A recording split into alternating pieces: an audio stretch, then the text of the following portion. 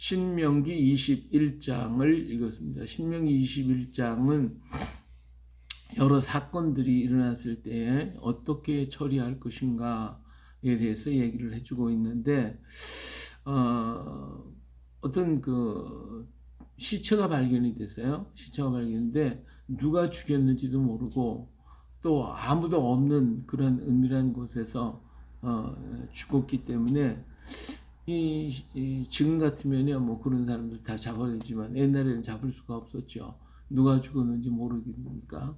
그러면 그 죽은 시체가 있는 그 주변에 있는 성읍들이 장로들이 다 나와가지고 그 자리를 관찰을 하는데 제일 그 죽은 자의 자리, 그 시체가 있는 그 자리에서 제일 가까운 성읍에 있는 장로가 그 성에서 송아지 한 마리를 끌고 오라고 그랬어요. 그래서 아직 부리지도 아니하고 멍에를 매지 아니한 암송아지를 데리고 와라. 와가지고 그 장로가 물이 항상 흐르고 갈지도 않고 씨를 뿌린 일도 없는 골짜기로 그 송아지를 끌고 가서 그 송아지를 거기서 잡으라는 거예요. 그래서 거기에서 그 잡은 송아지에 손을 얹고 우리는 여기 아무 상관이 없다. 이 피 흘리지 아니했다. 우리의 눈이 이것을 보지도 못하였나이다. 하면서 여호와의 주께서 속량하신 주의 백성 이스라엘을 사하시고 무죄한 피를 주의 백성 이스라엘 중에 머물러 두지 마옵소서 하고 그 피 흘린 죄가 사함을 받을 것이다. 이렇게 말씀하셨죠. 너는 이와 같이 여호와께서 보시기에 정직한 일을 행하여 무죄한 자의 피 흘린 죄를 너희 중에서 제하라. 그래서 이건 어떻게 할 수가 없어요. 물론 하나님은 알고 계시지만 인간은 알 수가 없기 때문에 이런 문제는 그 성읍에서 이런 죄를 저지르지 않았습니다 라고 하는 것을 통해서 그 죄가 그 성읍에 가지 않게 하라 라고 하시는 것이죠. 자, 어떻게 보면 한 사람이 죽었는데 그 성읍이 억울하게 암송아지 한 마리 끌고 와가지고 그를 잡아가지고 하늘에 제사를 지내게 된다고 하는 때에 그 참 큰 어떻게 값으로 따지면 굉장히 이 성읍에서는 억울한 것이죠. 근데 가까운 성읍에 있다고 하는 것은 그 사람이 죽었다고 하는 것은 죽을 수 있었던 것은 제일 가까운 성읍에 있는 사람이 어떤 사람이 죽였을 가능성이 많기 때문에 그렇기도 하고요. 이 하나님의 사람의 생명의 값과 송아지 한 마리 생명의 값과 어떻게 비교할 수가 있겠어요. 그러기 때문에 이렇게 엄중하게 하면서 아무것도 없는 그런 물이 흐르기도 하고 씨를 뿌리거나 한 그 개간하지 아니한 그 땅으로 송아지를 끌고 가서 거기서 잡으라고 얘기한 것은 아무도 모릅니다. 우리는 누구도 알지 못한다라고 하는 것을 하나님 앞에 고백하는 것이죠. 어떠한 것이든지 간에 우리가 잘못한 것이 있다면 하나님 앞에 회개하라는 거예요. 다 이렇게 누가 알지 못하더라도 아무도 알지 못하고 자기만 알고 있지만 그러나 그것도 하나님 앞에 회개하고 그래서 우리가 보든지 안 보든지 하나님 앞에서 우리는 깨끗하고 정결한 삶을 살아야 될 것임에 대해서 말씀해 주시고 계시는 것이죠.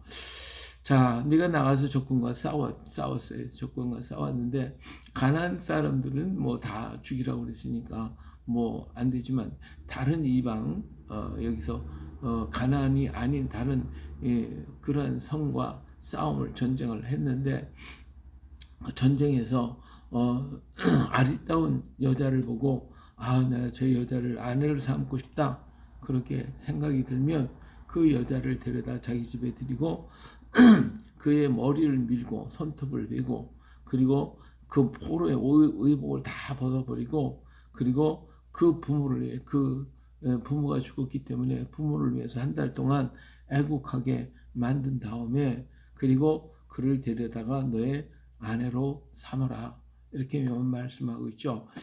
그리고 아내를 삼았는데 얼마 살다가 그 아내하고 맞지를 않아. 그래서 싫으면 그를 내보내게 되는데 내보내더라도 팔지는 절대로 말고 내가 그를 취했었기 때문에 종으로 여기지 말고 그를 평민으로 내보내라는 거예요.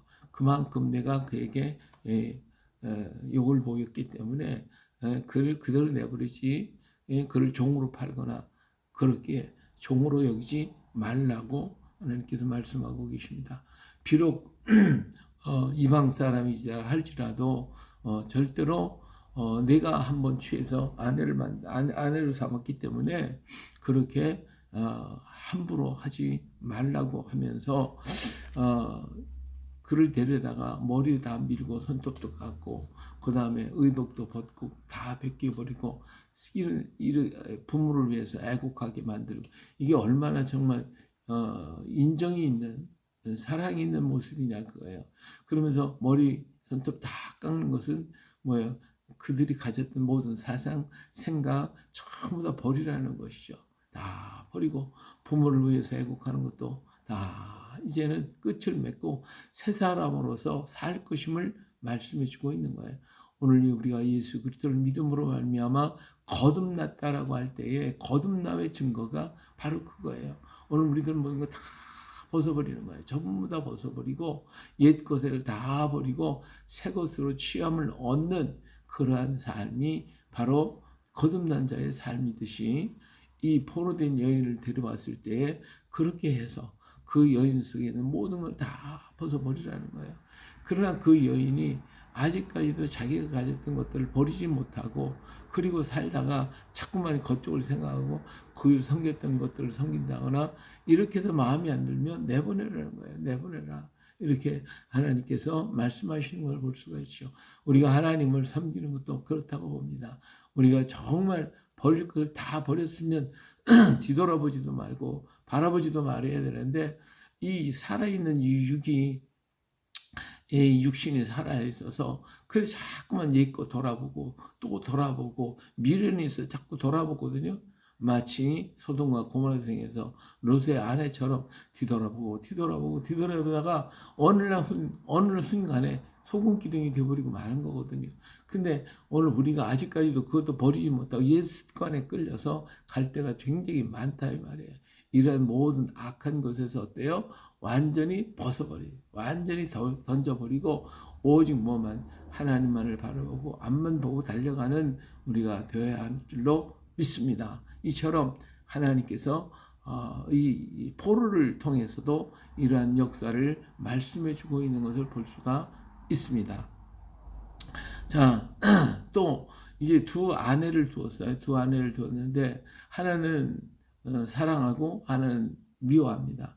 이 야곱이가 이제 레아와 라헬을 이렇게 둘인데 라헬을 사랑하고 레아는 미워했잖아요. 그런데 두 아내가 아들을 낳았어요. 근데 이 미워하는 아내에게서 아들이 장자가 태어났고 사랑하는 아내에게서 차자가 태어났다고 할 때에 사람이 욕심은 사랑하는 자의 아들을 가지고 장자로 삼고 싶어 하지 않겠습니까? 이러한 일들이 아주 비일비재에 일어나고 있어요. 사실 조선을 건국한 태조 이성계가 본처의 소생이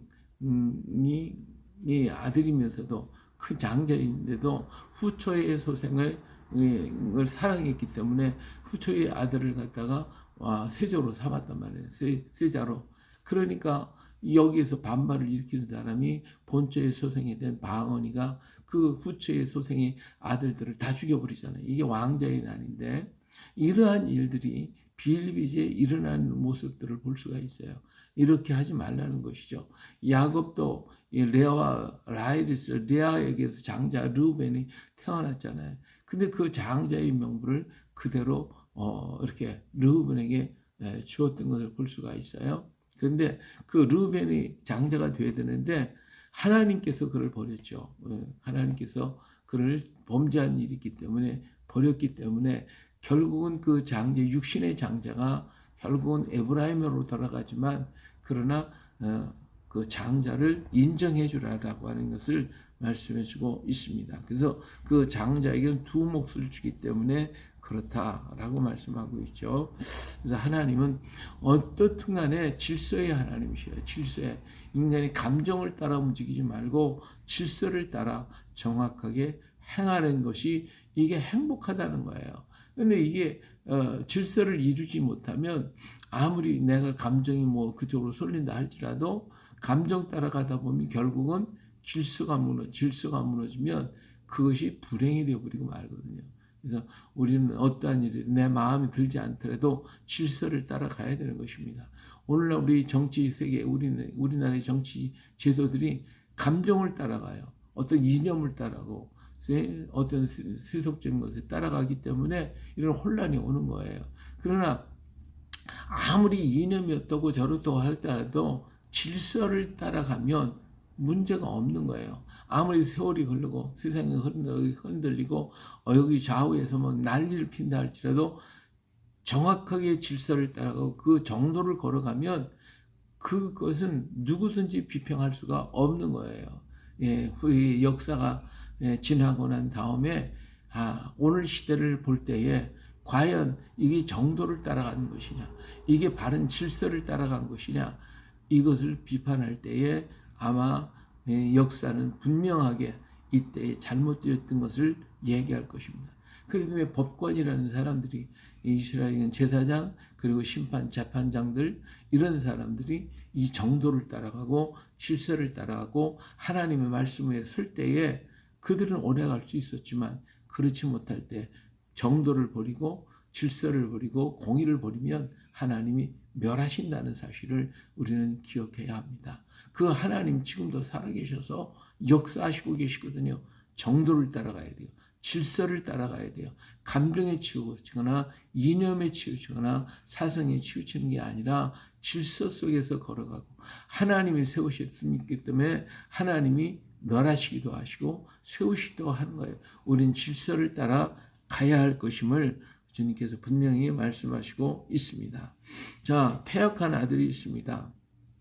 완악하고 패역해가지고 아버지의 말이나 어머니의 말 순종하지 않고 징계에도 듣지 않고 오히려 악을 행한다면 이건 도저히 안 되겠다 싶으면 그 아들을 데리고 장로에게 끌고 가라는 것이죠. 그래서 그 장로가 그렇게 부모에게 악을 행했던 그들을 쳐 죽이라는 거예요. 오늘 우리 이 시대 속에 보면 부모를 학대하고 부모를 죽이는 일까지 부모를 버리는 일까지 있잖아요.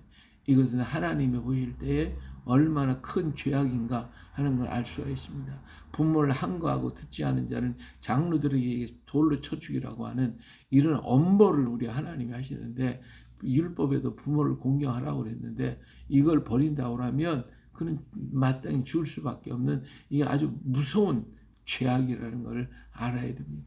근데 오늘 이런 사건들이 얼마나 많고 겉으로는 굉장히 자비롭고 사랑스러운 것 같은데 사실은 그렇게 악을 행하는 자들이 이 땅에 얼마나 많습니까? 이런 천륜을 어기는 죄악이 이 땅에 있다면 하나님이 기뻐하시겠냐 그거예요. 세종대왕 때에 아들이 아버지를 살해한 사건 때문에 세종대왕이 가슴을 두드리고 식음을 전폐하고 학자들을 모아놓고 이 문제를 해결하려고 그렇게 발버둥치고 애를 쓰고 노력을 했던 것을 본다면 오늘 시대에 그런 일이 너무 많이 일어나고 있어도 아무도 그것 때문에 자식이 가슴을 두드리며 회개하고 정말 이 시대를 듣고 눈물을 흘리기도 하는 자가 과연 얼마나 있는가 우리 한번 깊이 생각해요. 이렇게 우리들은 마음이 완악해졌고 부서져 버리고 죄에 타협을 하고 죄 가운데 우리는 머물고 있지는 않는가라고 하는 것입니다. 우리들이 정말 주를 따라 걸어간다고 하면서도 죄의 길 끝에 서서 이리 갈까 저리 갈까 흔들리고 있는 이러한 어리석음이 오늘 우리들에게 있지 않는가. 오늘 우리 자신을 깊이 반성하고 더욱 하나님의 일에 충성 다하는 우리가 되어야 할 것입니다. 그러므로 여기 성읍의 모든 사람들이 그를 돌로 쳐 죽일지니 이같이 내가 너희 중에서 악을 죄하라. 그리하면 온 이스라엘이 듣고 두려워할 것이라고 분명히 말씀하고 있습니다. 예, 또 만일 죽을 죄를 보면서 그래서 그가 사형 언도를 받아서 이게 나무에 달렸을 때에 그 시신을 저녁이 되도록 내버려 두지 말라는 거예요. 예, 해가 지기 전에 그를 치우라고 말씀하고 계십니다. 비록 저주를 받았을지라도 나무에 달린 자는 저주를 받는 예수님께서도 나무에 달려서 저주받은 자가 됐잖아요. 저주를 받았을지라도 어떻게 해요? 그가 비록 잘못했고 저주받은 자라 할지라도 그렇게 밤새도록 두지 말라. 자비를 베풀어 주라라고 하는 이것을 말씀해 주고 있는 거예요.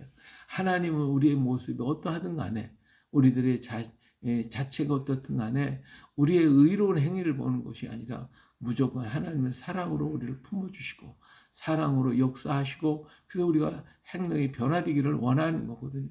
사랑으로 품어주시고 감싸주시고 이렇게 해주셨는데도 불구하고 그 사랑을 저버린다고 하면 그 사랑을 떠나버린다고 하면 그러면 다른 길이 없는 거예요. 그러나 하나님 앞에 버림을 받을 수밖에 없다라고 하는 것을 우리는 기억해야 됩니다. 언제든지 주님의 사랑이 먼저고 그리고 그 사랑이 감동을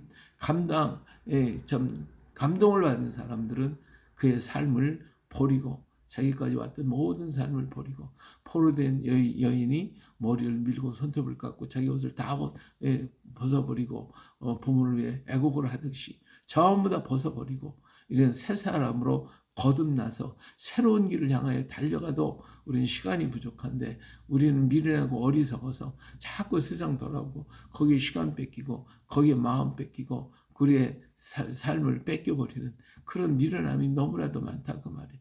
이것을 다 버리고 정말 주를 위해서 더욱더 힘쓰고 애쓰고 더욱 일해서 하나님의 아름다움을 드러내고 나타내는 우리가 되어야 할 줄로 믿습니다. 오늘도 우리가 주의 말씀을 붙들고 하나님의 사랑으로 모든 것을 바라보고 주의 뜻을 이루고 옛사람 벗어버리고 새 사람으로 더욱 힘차게 걸어가는 오늘 우리가 되어줄 수 있기를 주의 이름으로 축원합니다. 오늘 우리 김해에서 가야금국 기념예배가 실시가 되옵니다. 이번에도 많이 들어오셨고 또 못 오시면 기도로 밀어주셔서 이 큰 역사를 이룰 수 있는 하나님의 뜻을 보고 이 민족의 소망을 바라보고 성령의 충만한 역사가 일어나기를 위해서 기도해 주시기를 부탁을 드리겠습니다. 할렐루야.